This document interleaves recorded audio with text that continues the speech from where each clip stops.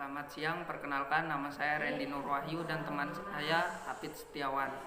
Kami akan mengulas tentang novel Negeri Lima Menara. Kisahkan sebuah cerita dari tanah Minangkabau, yaitu Alif. Sejak kecil Alif memiliki cita-cita untuk menjadi seorang B.J. Habibie. Tetapi ibunya menginginkan Alif menjadi seorang seperti Buya Hamka.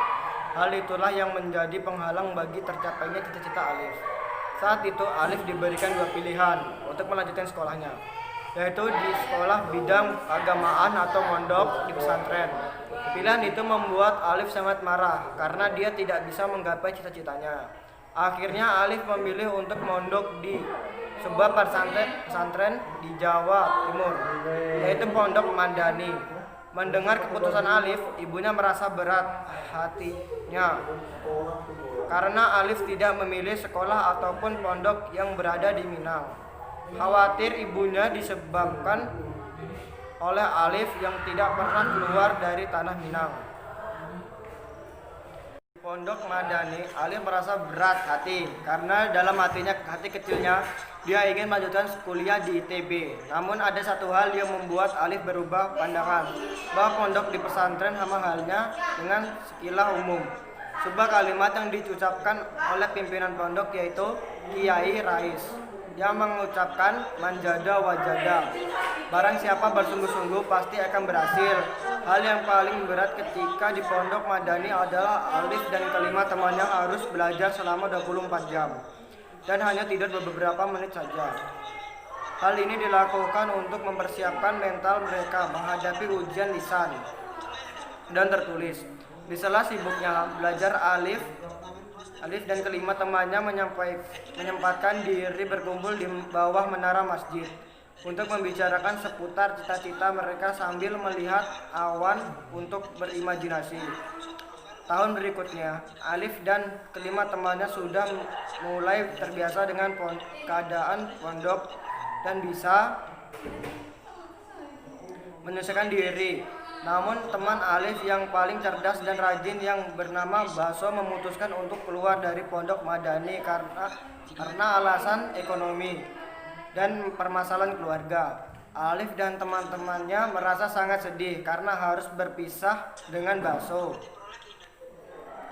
Hal ini membuat Alif, Dul Majid, Atang, Raja, dan Said lebih bersemangat untuk segera lulus dari pendidikan dan kelak bisa menjadi orang yang sukses serta mampu mewujudkan cita-citanya.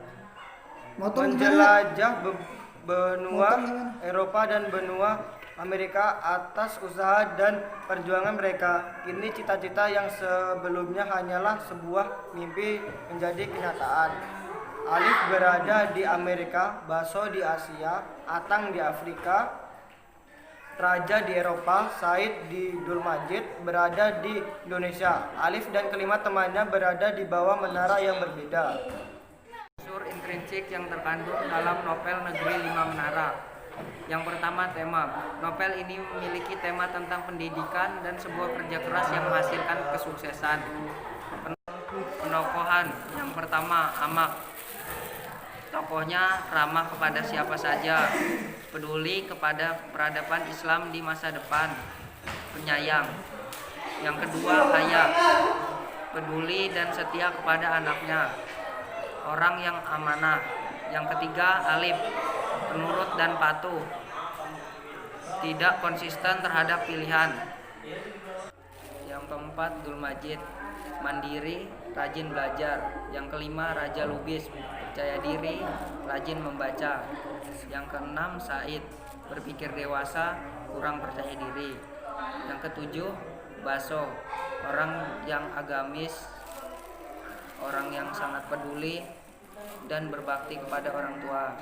Yang kedelapan, Atang, orang yang menepati janji, humoris.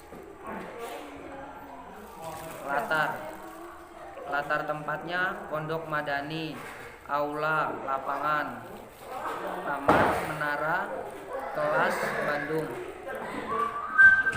Yang kedua, latar waktu, sore hari, malam hari, dan dini hari. Yang ketiga, latar suasana, menegangkan, bahagia, gelisah.